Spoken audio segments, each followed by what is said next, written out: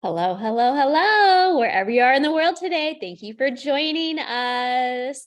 Oh my God. Amy's got like a messed up toe. I woke up in the middle of a dream and I'm feeling like groggy as shit, but we're here. Yay! We are still talking about organic marketing that works today. Yes, we are. We are your marketing mentors. I am M. Shannon Hernandez, the queen of organic marketing. I did not crown myself. That crown has been given to me. And the marketing strategist here at Joyful Business Revolution. And we are here today to talk to you about what should you specifically be measuring in terms of your organic marketing, because one of the questions we get a lot is, well, I don't know what to measure, or it's too overwhelming. I'm like, yeah, it's overwhelming. All right, so we're going to simplify that today. Okay. And we're also got a workshop coming up. A couple of things going on actually that we'll tell you about in just a minute, and then grab those pens and papers. You're going to want to write down a few things today. Yeah, so I'm Amy Hager, the marketing mentor, and I help you create organic marketing that one, you enjoy, two, gets conversations started, that three, leads to sales. And when we're talking about tracking metrics and numbers with your organic marketing, actually tracking sales is one of them. And so we'll work in the reverse here. The number of clients that you sign based on what you did throughout the month needs to be a metric that you are keeping track of. And so I'm curious of any of you who are listening live on the Facebook group, or even if you're hearing this on replay, are you tracking the number of clients that you close every month? And if so, how do you track that? I think it's really fun to see the difference. I do little circles, I color them in, I make sure I write that person's name on there, but making sure that you track the number of sales every single month that you close from your organic marketing efforts is really, really important. And sometimes we just get so excited to get the client that we don't actually take the time to count how many we got in that month to know if what we did that month was actually really effective. Yeah. And I was just telling Amy, I leave for Mexico on Thursday, and I'm not taking a computer. I'm not taking anything. The marketing is set. It's ready to rock and roll. My team's good. They've got it. And I think the biggest thing is if you can say to yourself, which y'all, I still have to convince myself of a lot of things. All right. It's mindset stuff. But I went for a walk this morning. I said, I trust my marketing. I trust my process. I trust my team. My computer's staying home. And I'm super excited about that, because I think that's what a lot of people would hope that their organic marketing was doing for them, or you might just need to look at what you're doing and what you're tracking. And before I share my screen with you, because I really want to show you what we're going to be helping you with in our upcoming workshop. It's Organic Marketing That Works. It's $47, June 22nd. All right. So please come with us live 90 minutes. We just ran this and someone said afterwards, oh my God, one, I need to simplify. Like I have made this way too complicated. And another person said, I realized I don't have the 4 steps. I just have one big black hole. And awareness is huge, right? So outside of getting clients, I just want to ask you all a few questions. Maybe Amy can type these into the comments, but I woke up on June 1st. Many of you saw my post, and I declared today's the day I'm starting my new year. Finally feel energetically ready. And in that day, I was invited to speak at a conference in Philadelphia in September, a conference in Delray Beach in Florida in October. And I had a magazine article come out about the work that we do, and I had a podcast release, and I had a YouTube show released, all from different people. And so if I can get you all to really embrace this idea that organic marketing leads to clients, yes, but it leads to other great things too that then lead to clients, right? So what are you measuring? What is important to you?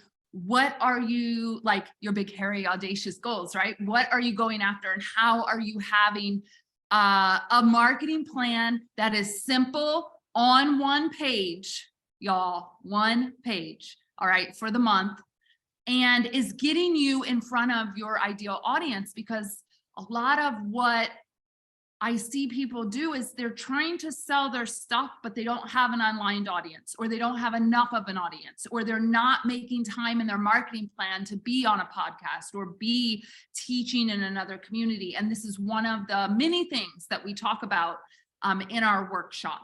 So Amy, let me share my screen. And I'm super excited to show this to all. So on our workshop this week, we had a workshop June 1st. It was so good. Everyone gave it a 10 out of 10. And we had some people there looking specifically for feedback of how to make it even better for June 22nd. And so you can see here, how much would your life change if you had a one-page simple organic marketing plan? And it took people through the know, the like, the trust, the buy, because I know that you've heard a million times, they got to know you, they got to like you, they got to trust you, then they will buy. Yes, it's true. But guess what? Nobody ever really laid out, what am I doing to build the know factor? Where am I doing this? Why am I doing this? What am I measuring? How am I doing this? And so we really take you through in this 90-minute workshop, getting your organic marketing plan outlined so that you can then go forward and implement, or you can work with us to implement. But the key is that we want you to have clarity, right? So Amy, we're going to focus today just on this column here, because we get a lot of questions around, I don't know what to measure. Like, it's so overwhelming, right? There's Google Analytics, there's podcast things, oh, y'all, as a nearly $1 million a year brand, I measure about 4 things. That's it. And I measure them from month to month. So Amy, let's start with this aligned community attraction. I know you love talking about aligned audience and how we can measure that from month to month. And so we want to make sure that when we're growing our month-to-month aligned audience, that you're growing them in your email list. And Shannon and I really talk about how, yeah, it's great if you grow your audience on social media, but remember, they haven't necessarily said yes from hearing from you. When someone enrolls into your list, whether it's through a lead gen or straight up, hey, I want to subscribe to your newsletter, you want to really track that and set those goals month to month. And it was really great at last week's workshop because it was a wide variety of what people had set for goals. Some people had said they want 5 people to join their email list month to month. We had someone who wanted 100 people to join their list month to month. Mine and Shannon's goal is for people to join our list, taking our content personality quiz. And we're hoping that 100 people take that quiz and join our list month to month. And again, they're saying yes to hearing from you when they join that email list. And so it's so nice to be able to nurture, share your stories, and really share how you help people in this world with those people who have agreed to hear from you. And a lot of people worry about that unsubscribe number. And I think it's okay to let people unsubscribe. You know, you don't want people still hanging out on your list if they're not interested in you, if they're not aligned with you. It's just a waste of energy and a suck of time, right? So making sure that you're setting that month-to-month goal of growing your list and nurturing that list. Yeah. And I do want to say there is so much value in keeping your list clean and tidy, right? We just twice a year or 3 times a year, we clean our list. And we won't go into that now, but the power of your email list is not in the quantity of people, it's the quality of the people on the list. And listen, if you have 0 people on your list, it's okay. Time to start. All right. If you have 100 of the wrong people or 1,000 of the wrong people because you've pivoted, it's okay. Let's get it started, right?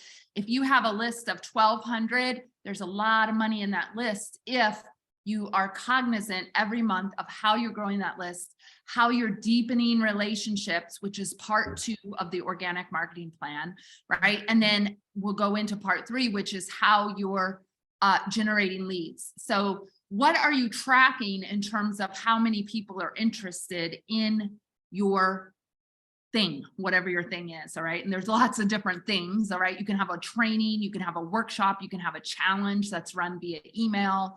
But this is really the hole that I see in a lot of people's marketing plan is this step 3 here, which is curate community experiences. This is where that trust comes in. This is where you really get people to raise their hand and you're generating true leads who are ready to work with you now, right? And that's the goal, is can we identify the people who want to work with you now so that we can have a conversation and then they can become a client, right? So Amy, you want to just kind of walk through like good, better, best goals here for maybe a training somebody's having or a workshop and how to think about tracking those throughout the month. Yeah. And so when we're talking about good, better, best goals, usually it's 3 numbers, right? It would be good if we had this number there. So I sometimes say that's maybe the minimum number that you would want at an event. So when we're thinking about our workshops, and for this workshop that we're talking about that we did last week, I think our good number was 10. Well, we met 10 and it was really, really great. It was something we got to celebrate, and we got to move on to the better number, which was 15. And then our best number, which was also kind of our max number, right, was 20. So good, better, best. So allowing yourself to set stages within your goals gives you that opportunity to celebrate more often, to really, again, honor that every single person who is engaging with you is a person, is a human. I love to, I fill in the circles and write their names down, because you really want to get to know those people, because that's how you're really deepening those relationships and building that community. So good, better, best goals. Yeah, and I think one of the things, if anyone's eyeballs or your ear popping out or ears have popped up, are you thinking like, whoa, Shannon and Amy have a good goal of only 10 people in a workshop? Yes. You know why? Because we don't need hundreds of new clients. Mhm.